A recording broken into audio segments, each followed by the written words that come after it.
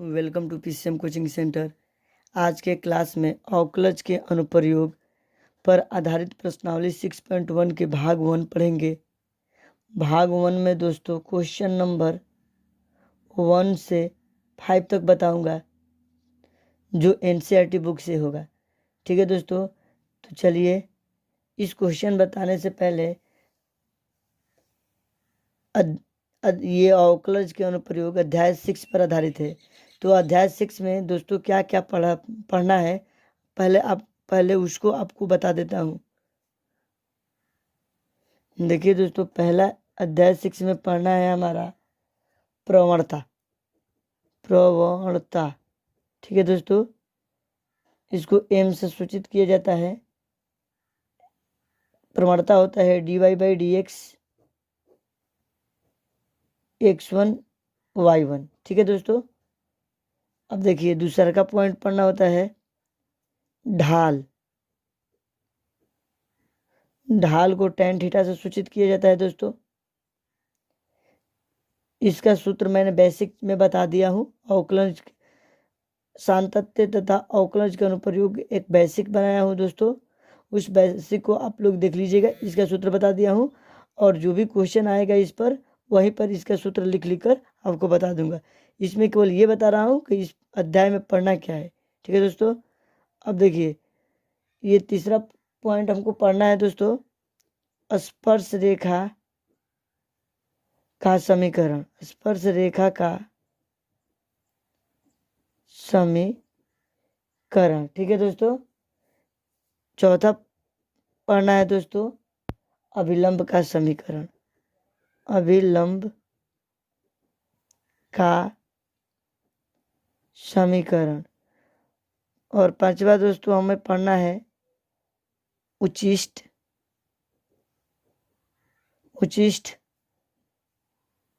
निम्निष्ट तथा निम्निष्ट। ठीक है दोस्तों, तो यही अध्याय 6 में पढ़ना है। तो अध्याय 6 के प्रश्नावली नंबर 6.1 के भाग 1 बनाएंगे आपको। तो चलिए क्वेश्चन नंबर अब 1 को लिखते हैं और फिर उसको लगाते हैं दोस्तों। देखिए दोस्तों, वृत्त के क्षेत्रफल के परिवर्तन की दर इसकी त्रिज्या r के सापेक्ष ज्ञात कीजिए, जबकि दिया है ए नंबर में r बराबर 3 सेंटीमीटर और बी नंबर में दिया है r बराबर 4 सेंटीमीटर। ठीक है दोस्तों, तो चलिए इस क्वेश्चन को लगाता हूँ। देखिए हमको क्या बोल रहा है दोस्तों, वृत्त के क्षेत्रफल के परिवर्तन की दर इसकी त्रिज्या के सापेक्ष हमको ज्ञात करके दिखाना है। ठीक है दोस्तों, तो चलिए देखिए सॉल्यूशन। वृत्त का क्षेत्रफल हमारा क्या होता है दोस्तों, वृत्त का क्षेत्रफल को ए से सूचित किया जाता है ना दोस्तों। तो वृत्त के क्षेत्रफल ए से, तो हमारा क्षेत्रफल क्या होता है, एरिया बराबर पाई आर स्क्वायर होता है ना दोस्तों। अब इसको आर के सापेक्ष क्या करना है, हमको अवकलन करना है। चलिए कर देता हूँ। देखिए आर के सापेक्ष अवकलन करने पर, ठीक है दोस्तों, अब देखिए तो ये आर का सापेक्ष इसका अवकलन करेंगे तो क्या आएगा, डी ए बटा में डी आर बराबर, अब देखिए इसको करेंगे तो क्या आएगा 2 पाई आर। ठीक है दोस्तों, अब इसको देखिए, अब तो इतना हल हो गया। अब हमको क्या बोल रहा है, परिवर्तन इसकी त्रिज्या आर के सापेक्ष ज्ञात कीजिए, जबकि। तो आप देखिए यहाँ पर त्रिज्या का मान डाल देंगे। तो प्रश्न 1 में बोल रहा है आर बराबर 3 सेंटीमीटर। ठीक है दोस्तों, तो चलिए डी ए बट्टा में डी आर बराबर 2 पाई आर का मान कितना है दोस्तों 3, तो 3, तो इसको कर देंगे तो बराबर हो जाएगा 6 पाई। तो 6 पाई सेंटीमीटर स्क्वायर प्रति सेंटीमीटर। ठीक है दोस्तों, तो ये पहला ए नंबर क्वेश्चन बन गया। उसके बाद से देखिए दूसरा ये बी नंबर, आर बराबर हमारा दे रखा है 4 सेंटीमीटर। तो डी ए बट्टा में डी आर बराबर क्या हो जाएगा दोस्तों 2 पाई आर के जगह पर क्या रखेंगे 4, तो ये क्या हो जाएगा 4 दूनी 8 पाई सेंटीमीटर स्क्वायर प्रति सेंटीमीटर। चलिए दोस्तों, तो आप क्वेश्चन नंबर 2 को लिखते हैं और फिर उसको लगाते हैं। चलिए दोस्तों देखिए क्वेश्चन नंबर 2। एक घन का आयतन 8 सेंटीमीटर क्यूब प्रति सेकंड की दर से बढ़ रहा है। पृष्ठ क्षेत्रफल किस दर से बढ़ रहा है जबकि इसके किनारे की लंबाई 12 सेंटीमीटर है। ठीक है दोस्तों, तो देखिए दोस्तों क्वेश्चन हमारा पहले देखिए, ये आयतन बढ़ रहा है, दर से बढ़ रहा है। देखिए दोस्तों बढ़ रहा है तो पहले इसको कैसे लिखते हैं, पहले इसको समझा देते हैं आपको। ठीक है, पहले तो इसको मान लेते हैं, पहले चलिए मान लेते हैं। सॉल्यूशन माना घन का आयतन बराबर भी मान लेते हैं। ठीक है दोस्तों, फिर बोल रहा है दोस्तों पृष्ठ क्षेत्रफल किस दर से बढ़ रहा है, तो हमारा पृष्ठ क्षेत्रफल बोल रहा है ना, तो इसको मान लेते हैं, माना पृष्ठ क्षेत्रफल बराबर एस मान लेते हैं। ठीक है दोस्तों, जबकि इसके किनारे की लंबाई 12 सेंटीमीटर है, तो मान लेते हैं दोस्तों तथा किनारा को भुजा मान लेते हैं, भुजा बराबर ए है। ठीक है दोस्तों, चलिए तो हमारा क्या दिया है दोस्तों, आयतन 8 सेंटीमीटर क्यूब प्रति सेकंड की दर से बढ़ रहा है। तो देखिए दोस्तों आयतन तो हमारा भी है, लेकिन ये तो बढ़ रहा है ना दोस्तों, तो इसको लिखेंगे dv बटा में dt। ठीक है दोस्तों, ये दोस्तों बराबर 8 सेंटीमीटर क्यूब प्रति सेकंड। ठीक है दोस्तों, अब हमारा आयतन, ये आयतन भी बराबर क्या होता है दोस्तों, भुजा क्यू, तो एक क्यू हो गया। अब देखिए दोस्तों इसको टी के सापेक्ष अवकलन कर लेते हैं। क्या करते हैं, टी के सापेक्ष अवकलन करने पर। ठीक है दोस्तों, चलिए अवकलन करते हैं। देखिए तो इसका अवकलन dv बट्टा में dt हो जाएगा, इसका क्या होगा 3a स्क्वायर और dA बट्टा में dt। ठीक है दोस्तों, अब देखिए dv बट्टा में dt का मान ये तो 8 दिया है ना दोस्तों, तो हम यहाँ इसका मान रख देते हैं 8 बराबर 3a स्क्वायर dA बट्टा में dt। अब देखिए दोस्तों dA बट्टा में dt बराबर हमारा हो जाएगा 8, ये गुना में तो इधर आकर क्या हो जाएगा भागा में 3a स्क्वायर, इसको इक्वेशन नंबर 1 मान लेते हैं। ठीक है दोस्तों, अब हमारा चलिए अभी इतने से नहीं होगा दोस्तों, अब इसके बाद से बोल रहा है पृष्ठ क्षेत्रफल किस दर से बढ़ रहा है। तो हमारा दोस्तों पृष्ठ क्षेत्रफल, तो पृष्ठ क्षेत्रफल एस बराबर क्या होता है 6 भुजा स्क्वायर, तो 6 घन है ये दोस्तों, तो घन का पृष्ठ क्षेत्रफल क्या होता है 6 भुजा स्क्वायर, तो हम लिखेंगे 6a स्क्वायर। अब इसको टी के सापेक्ष अवकलन करेंगे। ठीक है दोस्तों, टी के सापेक्ष अवकलन करने पर, चलिए इसका अवकलन कर लेते हैं। देखिए ds बट्टा में dt बराबर 6 दूनी 12a, और फिर एक अभी तो होगा अवकलन, तो dA बट्टा में dt। ठीक है दोस्तों, अब देखिए अब यहाँ पर dA बट्टा में dt का मान समीकरण 1 से रख लेते हैं दोस्तों, तो लिखते हैं यहाँ पर समीकरण 1 से dA बट्टा में dt का मान रखने पर। ठीक है दोस्तों, चलिए तो ds बट्टा में dt बराबर 12a गुना 8 बट्टा में 3a स्क्वायर। ठीक है दोस्तों, अब देखिए ये 3 चौका 12 कट गया, ए से ए कट गया, तो क्या बचा दोस्तों हमारा ds बट्टा में dt हमारा बच रहा है, ये देखिए दोस्तों, और चौका 32 बट्टा में ये बचेगा। ठीक है दोस्तों, अभी इतना से काम पूरा नहीं हुआ है दोस्तों। देखिए अब बोल रहा है क्षेत्रफल किस दर से बढ़ रहा है जबकि इसके किनारे की लंबाई 12 सेंटीमीटर है, यानी किनारे की लंबाई, किनारे को ये भुजा है दोस्तों, तो हम यहाँ पर ए का मान डाल देते हैं। तो ds बटा में dt बराबर 32/12।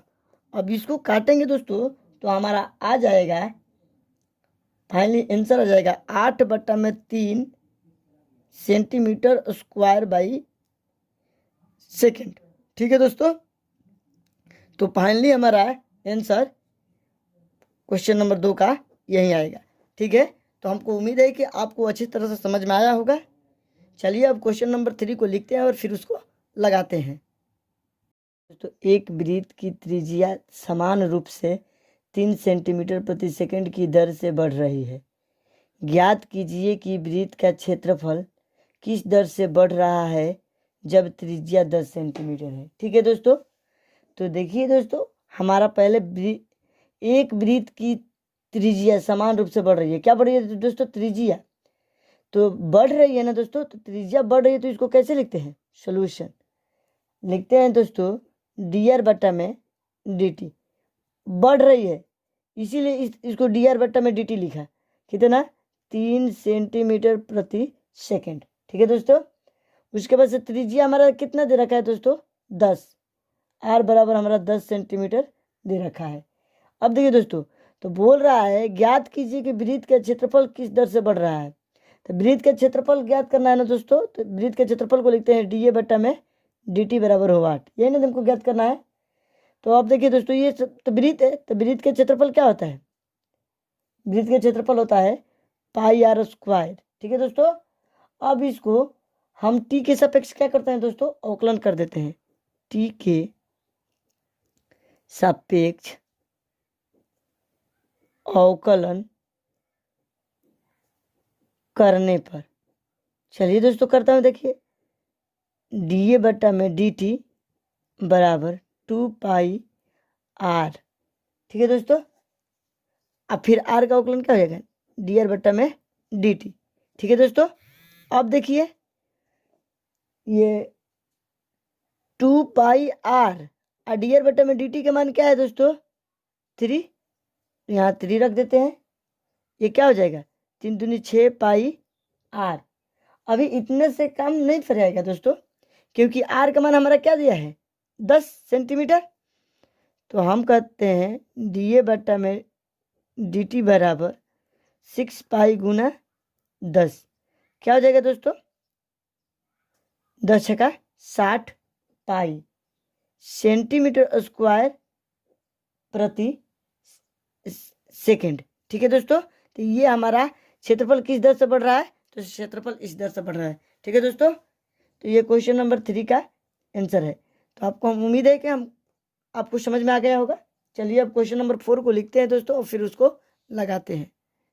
देखिए चौथा क्वेश्चन, किसी परिवर्तनशील घन का किनारा 3 सेंटीमीटर प्रति सेकंड की दर से बढ़ रहा है। तो घन का आयतन किस दर से बढ़ रहा है जबकि किनारा 10 सेंटीमीटर है। ठीक है दोस्तों, तो किसी परिवर्तनशील घन का किनारा दोस्तों 3 सेंटीमीटर प्रति सेकंड की दर से बढ़ रहा है। तो हम किनारा को पहले मान लेते हैं ए। तो मानेंगे सॉल्यूशन, माना घन का किनारा, घन का किनारा, ठीक है दोस्तों, बराबर ए। तो हमारा क्या हो जाएगा दोस्तों? dA बटा में dt बराबर 3 सेंटीमीटर प्रति सेकंड, क्योंकि ये बढ़ रहा है दोस्तों, बढ़ रहा है, इसीलिए dA बटा में dt हुआ। ठीक है, हमारा किनारा कितना दिया दोस्तों? भुजा नहीं, ए बराबर 10 सेंटीमीटर। ठीक है, अब बोल रहा है कि घन का आयतन किस दर से बढ़ रहा है। हमको क्या ज्ञात करना है दोस्तों? घन का आयतन किस दर से बढ़ रहा है। dV बटा में dt बराबर हुआ 8, यही ज्ञात करके हमको दिखाना है। तो चलिए दोस्तों, घन का आयतन, घन का आयतन क्या होता है दोस्तों? V बराबर भुजा क्यों, यानी कि ए क्यू। अब देखिए इसको t के सापेक्ष अवकलन कर लेते हैं। t के सापेक्ष अवकलन करने पर, ठीक है दोस्तों, t के सापेक्ष अवकलन कर लेते हैं। तो ये हो जाएगा dV बटा में dt, इसका अवकलन, और इसका क्या हो जाएगा? 3a square. ठीक है दोस्तों, अब देखिए दोस्तों, अब फिर ए का क्या होता है, डी ए बट्टा में डी टी। अब देखिए दोस्तों, डी ए बट्टा में डी टी का मान यहाँ पर दे रखा है, ठीक है दोस्तों।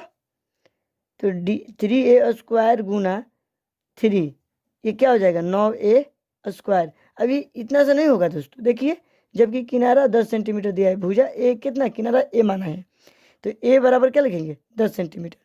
तो लिखेंगे डी बी बट्टा में डी टी बराबर 9 गुना 10 का स्क्वायर। तो डी भी बट्टा में डी टी बराबर क्या हो जाएगा दोस्तों, 10 था हमें 100 है, 100 में 9 से गुना करेंगे तो क्या आएगा 900। अब आ जाएगा सेंटीमीटर क्यूब प्रति सेकंड, क्योंकि ये दोस्तों आयतन हमको ज्ञात करना था, आयतन का यूनिट ये होता है। तो इस दर से हमारा क्या हो रहा है दोस्तों, आयतन बढ़ रहा है, इसी को निकालने के लिए बोल रहा था। चलिए अब क्वेश्चन नंबर 5 को लिखते हैं और फिर उसको लगाते हैं। देखिए दोस्तों 5वां नंबर क्वेश्चन, एक स्थिर झील में एक पत्थर डाला जाता है और तरंगे वृत्तों में 5 सेंटीमीटर प्रति सेकंड की गति से चलती है। जब वृत्ताकार तरंग की त्रिज्या 8 सेंटीमीटर है तो उस क्षण घिरा हुआ क्षेत्रफल किस दर से बढ़ रहा है। ठीक है दोस्तों, ये क्षेत्रफल बोल रहा है कि किस दर से बढ़ रहा है। अब वृत्त के तरंगों में 5 सेंटीमीटर प्रति सेकंड की गति से चलती है। ठीक है दोस्तों, तो ये चलती है या गति करती है, वृद्धि करती है या बढ़ रही है या ये सभी के लिए हम कैसे लिखते हैं दोस्तों, ये हमारा बोल रहा है कि त्रिज्या झील में पत्थर डाला जाता है और तरंगे देख लीजिए, मान लीजिए कि ये एक झील है, झील में तरंगे, तो वृत्ताकार झील है, तो इसमें ये यहाँ से त्रिज्या हुई, तो यही तरंगे न गति कर रही है, तो इसका मतलब क्या होगा हमारा त्रिज्या। तो हम लिखेंगे सॉल्यूशन यहाँ पर डी आर बट्टा में डी टी बराबर 5 सेंटीमीटर प्रति सेकेंड। फिर हमारा त्रिज्या कितना दे रखा है दोस्तों, ये 8, आर बराबर 8 सेंटीमीटर दे रखा है। ठीक है दोस्तों, हमको क्या ज्ञात करना है, उस क्षण घिरा हुआ क्षेत्र किस दर से, क्षेत्र ज्ञात करना है ना। अगर क्षेत्रफल दर से बढ़ रहा है ना, तो डी ए बट्टा में डी टी हमको ज्ञात करना है। ठीक है दोस्तों, तो चलिए वृत्त का क्षेत्रफल क्या होता है, चलिए इसके आगे मैं सॉल्व करता हूँ। देखिए दोस्तों, वृत्त का क्षेत्रफल होता है एरिया बराबर पाई आर स्क्वायर। ठीक है दोस्तों, अब देखिए इसको टी के सापेक्ष अवकलन कर देते हैं, टी के सापेक्ष अवकलन करने पर। ठीक है दोस्तों, चलिए डी ए बट्टा में डी टी बराबर, इसको करेंगे तो क्या आ जाएगा दोस्तों 2 पाई आर, और फिर आर का डी आर बट्टा में डी टी। अब देखिए दोस्तों 2 पाई आर डी आर बट्टा में डी टी का मान हमारा दे दिया है कितना, 5 दिया है, आर का मान भी हमारा क्या दिया है 8 दिया है, तो इसको आर का मान यहाँ डाल देते हैं 8 गुना डी आर बट्टा में डी टी का मान डालते हैं 5, तो 8 45 दूनी 80 पाई सेंटीमीटर स्क्वायर प्रति सेकेंड। ठीक है दोस्तों, तो ये क्या हो जाएगा हमारा फाइनली आंसर हो जाएगा। तो चलिए दोस्तों, मैंने 5 प्रश्नों को लगा दिया 1 से लेकर, तो आप लोग इसको कॉपी में नोट कर ले या स्क्रीनशॉट ले ले। नहीं समझ में आ रहा है तो कमेंट करें। अगर मेरी वीडियो आपको पसंद आ रहा है दोस्तों, तो लाइक शेयर तो सब्सक्राइब करें और अंत में बेल आइकन को प्रेस कर दें, ताकि जब भी मैं लेटेस्ट वीडियो बनाऊं तो सबसे पहले आपको मिले। तो आज क्लास में इतना ही फ्रेंड्स, जय हिंद।